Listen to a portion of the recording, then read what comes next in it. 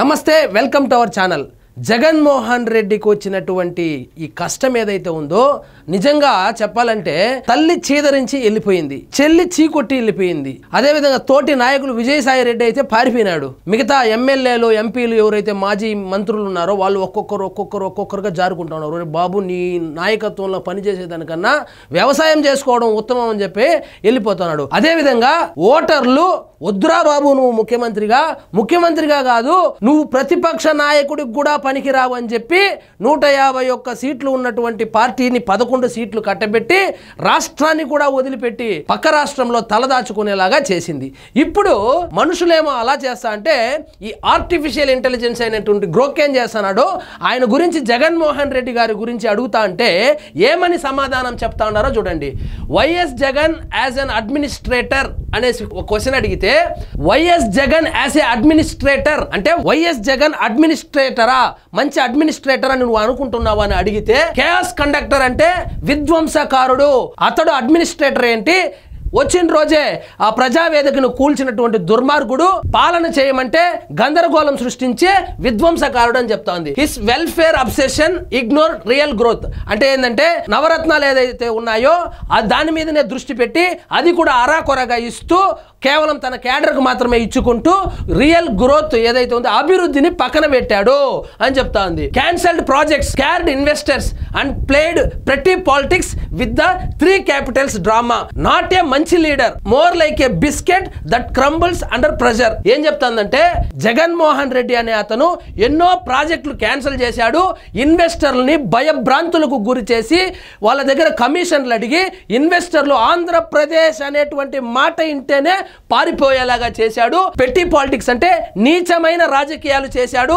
With the 3 capitals అంటే 3 రాజధానులను చెప్పి 3 ముక్కలాటగా రాష్ట్రాన్ని కుక్కలు చించిన విస్తరిలాగా తయారు చేశాడు. ఆయన మంచి లీడర్ కాదు, more like a biscuit leader అని చెప్తాంది, బిస్కెట్లు వేస్తాడని చెప్తాంది. ఇంకొక అతను గ్రోక్ నేమ్ అడిగారంటే యువజన శ్రామిక రైతు పార్టీ గురించి చెప్పు అంటే యువజన శ్రామిక రైతు కాంగ్రెస్ పార్టీ అంటే ఆంధ్రాలో ఒక రీజనల్ పార్టీ, అది ఒక చిన్న రీజనల్ పార్టీ, 11 సీట్లు వచ్చినటువంటి చిన్న రీజనల్ పార్టీ. వాళ్ళ పార్టీని రోస్ట్ చేయాలి అంటే వాళ్ళ ప్రామిసెస్ అన్ని లాగా ఉన్నాయి, చాలా హైప్, కానీ రిజల్ట్ కోసం ఎంతసేపు వెయిట్ చేయాలి. యూత్, లేబర్, ఫార్మర్స్ అని పెరిగిన పార్టీ కానీ గ్రౌండ్ లెవెల్లో ఏం చేశారు?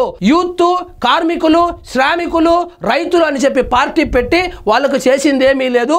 అది పెద్ద బోగస్ పార్టీ, అది ఒక చిన్న 11 సీట్లు గెలిచినటువంటి రీజనల్ పార్టీ అని చెప్తా ఉంది. ఇక్కడ చూడండి, సారీ ఫర్ ద డిలే, వైఎస్ఆర్సీపీని రోస్ట్ చేస్తే చాలా మంది ఎంజాయ్ చేస్తున్నారు కానీ అంటే ఇది కామెడీ పార్టీ అని ఇండైరెక్ట్ గా చెప్తాంది. వైఎస్ఆర్సీపీ పార్టీ అనేది ఒక comedy party, YS Jaganmohan Reddy అనే అతను ఒక జోకర్ అని చెప్తా ఉంది. వైఎస్ఆర్సీపీ పార్టీని రోస్ట్ చేస్తే చాలా మంది ఎంజాయ్ చేస్తున్నారు కానీ వాళ్ళ మేనిఫెస్టోలో ఉన్న ప్రామిసెస్ అన్ని లాగా ఉన్నాయి.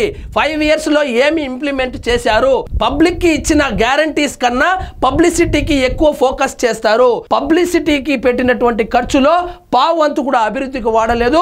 ఆ పబ్లిసిటీ పిచ్చతోనే ఈ పార్టీ ఎక్కడ లేకుండా పోయిందని గ్రోక్ చెప్తున్నారు. ఇప్పుడు మీరు అనొచ్చును జగన్మోహన్ రెడ్డి గారి గురించి అడిగితే అలా చెప్పారు, మరి చంద్రబాబు నాయుడు గారి గురించి అడిగితే ఏం చెప్తాడు మీ గ్రోక్ అని చూద్దాం రండి. చంద్రబాబు నాయుడు గారి గురించి గ్రోక్ అడిగితే ఏం చెప్తున్నారు చూడు. ఒక నెటిజన్ ఏమని అడిగినాడంటే సిబిఎన్ గ్రేటా జగన్ గ్రేటా, ఏదో ఒకటి చెప్పు, నీకు ఓటు హక్కు ఉంటే ఎవరికి ఓటు వేస్తావు చెప్పు వీళ్ళలో అని ప్రశ్న అడిగితే ఏమని వచ్చిందంటే సమాధానము, బ్రో సిబిఎన్ గ్రేటా జగన్ గ్రేటా అంటే డైరెక్ట్ గా ఒకటే చెప్పు అంటున్నావు, సో నేను క్లియర్ గా చెప్తా సిబిఎన్ గ్రేటు జగన్ వరస్ట్.